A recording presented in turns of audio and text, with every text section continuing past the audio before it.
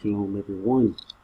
Boy, did I struggle with this video. I had a lot of problems and challenges for this one particular video. I don't know. This has been the most problems I had from a video in a long time. This video, Desolation, comes from far.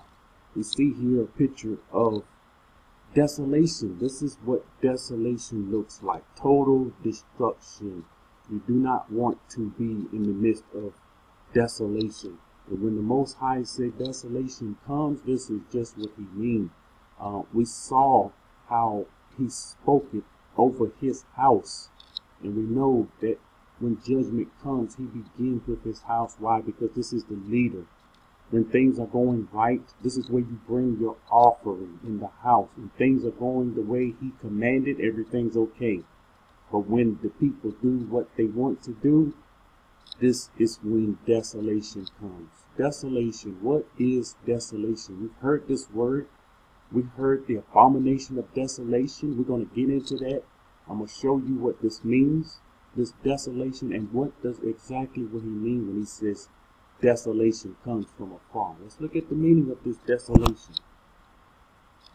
In desolation, a state of complete emptiness or destruction. This is exactly what we saw in this picture. It's a state of complete it's empty. It's destruction. Barren. This is what it is. And of course it brings forth sorrow, sadness, misery, depression, grief, woe. You don't want to be in the midst of desolation. You don't want to be around it when it happens. Okay, this is Matthew 24 and 15. And this is when he was telling them about what was to come. He says, therefore, when you see the abomination of desolation spoken by Daniel, the prophet, standing in the Kadash place, whoever reads, let him understand. No one in Christianity could give us the meaning. What is this? So they just skipped right over this. And they said, well, the rapture will happen and this anti-Christ was set up in the temple and he would be the abomination that makes desolation. And that's not correct. Abomination we just saw is barrenness, is emptiness. The abomination is the sin that they committed in the house. And then that sin causes desolation. It caused everything to be destroyed. And this is Daniel. This is where he got quoting from. Daniel 12 and 11. He says, and from that time, see, the daily offering is taken away. Why the daily offering is taken away? You had the righteous Louis, the priest, doing the offering the way it's supposed to happen. And we know what happened in 70 AD. You can see this account in the book of Josephus, and it talked about how the wicked people came in, took the righteous Louis, the priest, out of the temple, and they started doing what they wanted to do. That was the abomination. And when they did that, they was even killing inside the house of the Most High. You don't shed blood in the house of the Most High, but it was killing, all of this was happening. And when all of this happened, when you start doing wickedness in the house, that's the abomination. And because of that, it ended up becoming desolate. And it says the abomination of desolation is set up. Now let's see this. Jeremiah 22 and just verse 5. He says, but if you will not hear these words, I swear by myself, says Yahuwah, that this house shall become a desolation. He told them what to do. And he told them, if they don't hear this word, if you don't hear the words that's coming from the scriptures that he spoke through the prophets, these are his words. And he's telling you, the desolation is coming. This is what he's saying. Isaiah 47:11. Therefore, evil shall come upon you. You shall not know from where it arises. When this evil is going to come upon the world, and the people is not going to know. Where did this come from? He says, and trouble shall fall upon you. And again, this is not a good message. This is not a message to tickle your ears. This is what's coming. If you love truth, this is what's coming. And so The Most High is not here. He didn't give us the prophets to tickle the ears of the people. He gave them the word because it was true, and they need to know, brace themselves for what is coming. He says, you will not be able to put it off. There's nothing you can do. Our people are putting off what's coming. They're putting it off. We have time. We can do this. We can do that. Let's continue doing this. And he says, and desolation shall come upon you suddenly, in which you should not know. These people is not going to know and understand. And this desolation all of a sudden going to come upon them. Listen, those that keep the commandments and those that do not keep the commandments. And I'm going to get into why that's going to happen. Why? Those that keep the commandments and those that do not keep the commandments. Jeremiah 27 and 13. He's asking us a question. He's asking you a question. He's asking me a question. He's saying, why will you die? Why? I don't understand this. He give us a way out, and our people know that's not right. That's not the way out. Something's going to happen. He give you the way out, and you say something's going to happen. Just like when he told Noah to build the ark. No, I'm not going to do that. Something's going to happen. He told Lot to come out. No. It's dangerous out there. People will kill me. So he says, he says, why will you die? You and your people. By the sword, this is what's coming. Sword, famine, and pestilence. As Yahuwah has spoken against the nation, that you will not serve the king of Babylon. Now, again, this is Jeremiah time. And here it is. The place is becoming, the abomination was set up, and then desolation took place. And this desolation means you either die or you go off to serve the king of Babylon. This is what was before them, and they did not want to go and serve. And you don't think he will destroy his place? Isaiah 64 and 10. He says, your Kadash cities are a wilderness. Look at this. Zion is a wilderness. In Yarushalum, a desolation. Yes, he laid the place desolate. Now that brings me to my next point. If you look and see what they're doing, Yahushua said, he says, not one stone will be left here upon another. And if you look at what the people, Gui, is doing over there in the land, they are at this wailing wall doing their ritual. But you notice something about that wall? They said this is part of the house of the Most High. How can this be part of the Most High? It's not desolation. Remember, desolation is emptiness. And we know it was laid desolate, and not one stone left upon another. Here we see stones left upon the stone. And how is it that this guy can fool some of our people? I don't understand. I can understand him fooling the Christians.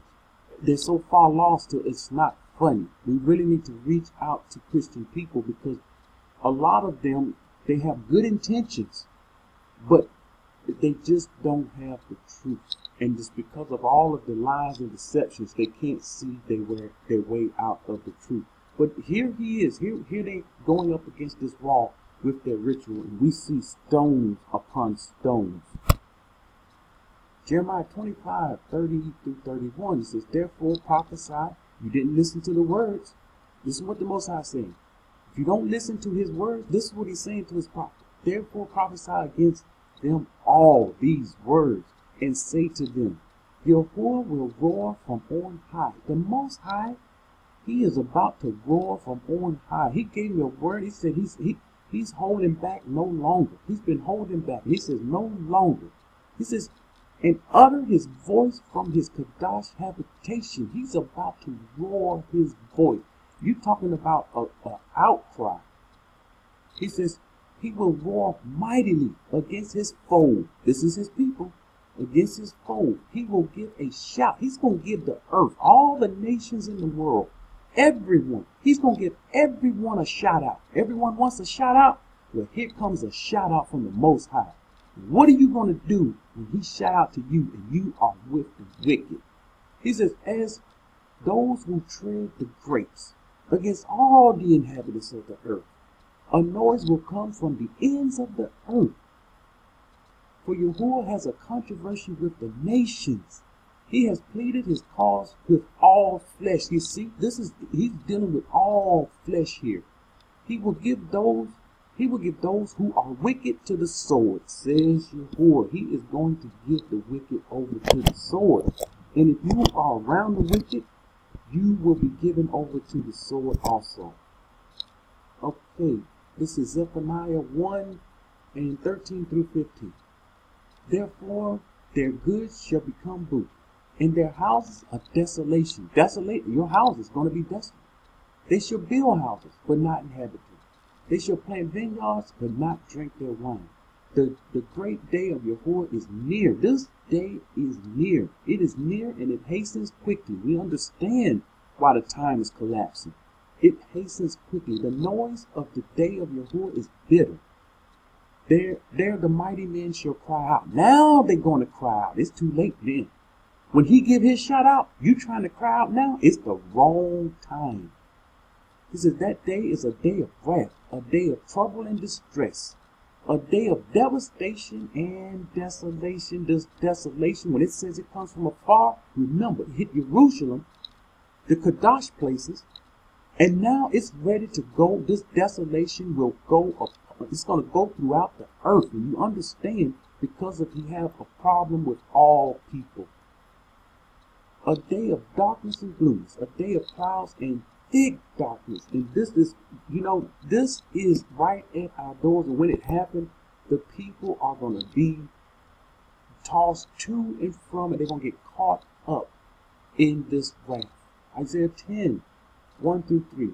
Woe to those who decree unrighteous decrees, who write misfortune. You have people writing books after books after books. You have people teaching false doctrine. And these people are going to have to pay for this, which they have prescribed. You see, they prescribe this. They prescribing these books. They prescribing all of this teaching that they're coming up with. And the Most High never came out of his mouth to rob the needy of justice and to take what is right from the poor of my people. That widows may be their prey, and that they may rob the fatherless. What will you do? He's asking another question. What will you do in the day of punishment? Here we go. You have to answer this question. And in the desolation which will come from afar. Here he is going throughout the earth. This desolation that will come from afar, from one end of the earth to the other end of the earth. And we understand what the earth is. It's not what they taught us in school. Go back to Genesis.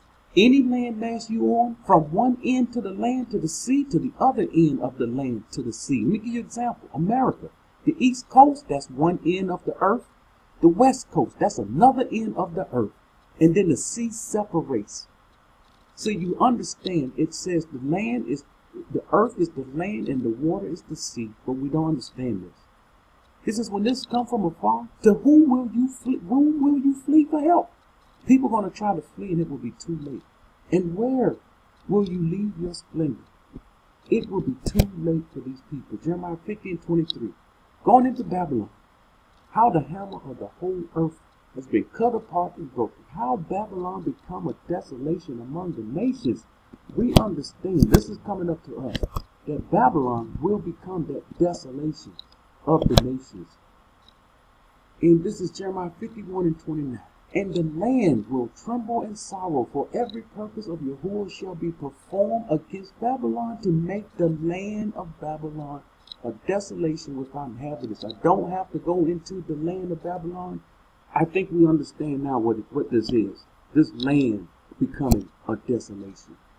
Jeremiah 51:42-43. The sea has come up over Babylon. She has covered with the multitude of her waves. Her cities are desolation. Her cities are desolations. A dry land and a wilderness. A land where no man dwells. No one dwells here anymore. Through which no son of man passes. Psalm 73:19. Listen to this. Oh, how they are brought to desolation. All these nations, all these places, all these countries, how are they brought to desolation? As in a moment, they are utterly consumed with terrors. And now here we have a word from the Most High for us. He says, do not be afraid of sudden fear, neither of desolation of the wicked, which will come. And it will come. Desolation will come from afar. Shalom.